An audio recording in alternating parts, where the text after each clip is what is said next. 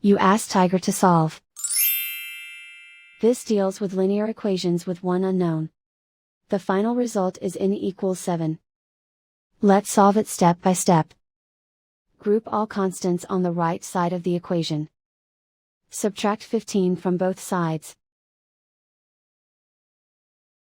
Group like terms. Simplify the arithmetic.